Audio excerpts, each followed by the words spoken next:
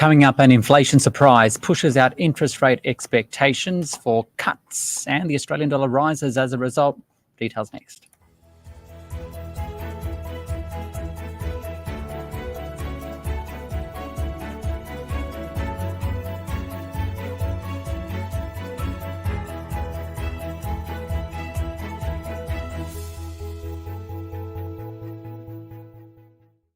Your daily 10-minute business and finance news wrap for this Wednesday, the 24th of April 2024. The Australian share market finished flat today. The details with Mark Gardner from MPC Markets. But first is some economic news, and that's of inflation, which rose 1% in the March quarter. That's more than expected to be, up 3.6% for the year. And while inflation is easing annually, it's not easing as fast as expected. For more, I spoke with Devika Shivakedar, an economist at RSM Australia. Devika, to start off, to what extent are today's inflation numbers a surprise and why? Ricardo, if we look at the numbers, they are not really surprising considering consensus was at 3.5% and actual growth was 3.6% year on year. The sequential increase was higher than market expectations, but it was largely driven by seasonal price adjustments in key sectors. What is concerning and surprising in today's print, though, is the extent to which rebates are keeping prices muted in critical areas, and overall inflation continues to remain much higher than the RBA's comfort levels. What kind of things are keeping consumer prices high? So for this quarter, we saw significant upward yearly price adjustments in sectors such as education and health, while insurance costs continue to increase. We've been seeing that for a couple of quarters now. More broadly, the housing market is key as rental prices continue to be a pressure point, and it is unlikely to change anytime soon, considering we are facing extremely low vacancy rates. New dwelling prices were driven up by some hopeful home buyers anticipating a rate cut by the RBA and trying to get into the market ahead of it to avoid competition, in addition to higher labor and material costs, which continue to keep the pressure sustained. So on the flip side, what kind of prices are coming down? What's coming off the boil? Well, food prices continue to moderate. Particularly in this quarter, we saw meat and seafood, which saw fall in prices, and some imported goods such as footwear, clothing accessories, furniture, and household appliances also continue to trend down. How does all of this compare with the rest of the world? Because isn't inflation taking longer to come down around the world, not just in Australia now?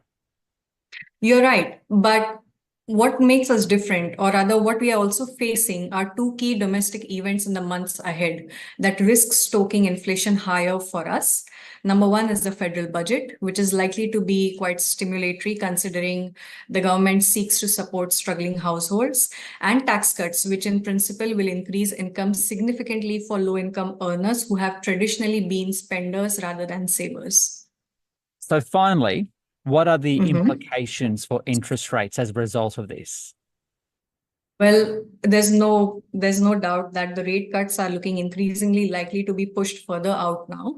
Our base case is for the RBA to pivot and deliver its first cut in 3Q24, but we acknowledge that it's quite ambitious and there is an increasing risk that it gets pushed into the last quarter, or rather the tail end and early 2025. In fact, I do not expect any change in the policy rate at the next meeting, and in fact think the new set of forecasts in the updated statement on monetary policy in May will reflect increasing concerns of a delayed return of inflation to target levels. Devika Shivakedar from RSM Australia. Now, Market Day on the SBS On the Money podcast. To the Australian share market now, where the S&P ASX 200 ended flat, down just 0.01%, although the market did open stronger and lost those gains right after the inflation numbers. For more, I spoke with Mark Gardner, CEO at MPC Markets. Initially, we were buoyed by the rise in Tesla in the earnings reports overnight, basically out of the US, but essentially after the inflation data at 11:30, we saw the market drift off the highs. It bounced a little bit mid-afternoon, and then it's just sort of revisiting the lows into the close here. Which sectors of the market were hit and why? The interest rate sensitive sectors of the market, like consumer discretionary, the likes of JB Hi-Fi, and Premier Investments, etc., that has Peter Alexander, and real estate were hit the most. They were down around about 1.5% to 2% today. Obviously, that higher for longer mantra now that's going to have to come from the Reserve Bank and has been echoed by many a Fed speaker over the last month or so, is really starting to hit home. So that disposable income is really going to start disappearing from consumers. That's interesting. As you mentioned, the US Fed has seemed to suggest that rates could stay higher for longer because of inflation staying high in the US. Now we're seeing that inflation result a bit stronger in Australia too, following the rest of the world. What's the market's response been in terms of when we can expect the next rate cut then? I think it gets pushed out a little. However, look, in Australia, we're far more sensitive to interest rates staying high for longer because we've got that variable rate on the mortgages particularly. Whereas in the US, you still see, because of the 30-year fix, you still see the average mortgage rate down around the 3.5% to 4% mark. Whereas obviously in Australia, mortgage rates being about 90% variable, realistically have headed back higher. So we will have more of an effect here, and particularly on the bottom line, and obviously our rate of leverage from personal income to debt ratio is much higher than the US as well. So I would say that the RBA will be trying to hang on until the Fed looks like they're going to ease, because they're sort of held hostage by what the US does. But sooner rather than later here, hopefully. So what's the reaction, or what does it all mean for the Australian dollar? Australian dollar's been very weak realistically over the last couple of weeks. We saw a bounce after the inflation data back up to around about 65.25, and it was fairly short-lived just due to the fact that we've got US advanced GDP and PCE inflation indicators later in the week, and realistically we're more of a reflection of what the US dollar is doing rather than a master of our own destinies. So if we see some strength in those US numbers, I think you'll probably see the Aussie dollar drift off back again down towards that sort of 64.50 area. So we're really held hostage by what the US dollar is doing more than anything else. Any company news you're keeping an eye on today? Obviously, there was rumours around Cleanaway Waste yesterday with a takeover bid from Seven Group. That's been denied. So they've given back about 11% today. It was generally just broad moves, to be honest. A couple of the gold miners had their quarterly updates, like Santa Barbara. They'd rallied around about 3 to 4%.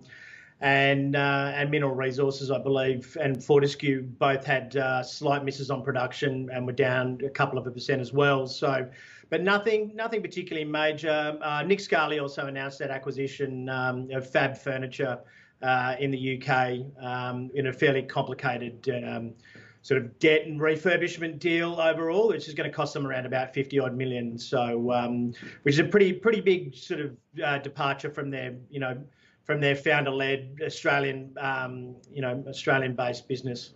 And finally, in this environment, then, where do you see the opportunities for investors? We're still seeing opportunities in the defensive sectors. That recent rain in Western New South Wales really, I think, secured winter crops. So we're seeing, the likes of Elders, GrainCorp and things, and New Farmers, decent opportunities. There's some M&A whispers and rumours going on in the healthcare sector. Ramsay Healthcare jumped the other day as well. So, those more needs rather than wants in, sectors are where we're sort of seeing good opportunity. And also gold as well. The miners have really lagged the actual gold price in recent times.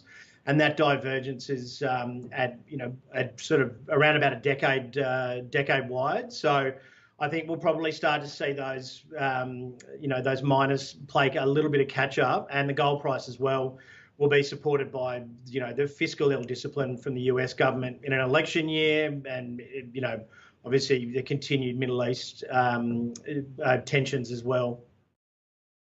That's Mark Gardner there from MPC Markets. This SBS On The Money stream is provided for informational purposes only. The content in this stream should not be understood as constituting advice or a recommendation.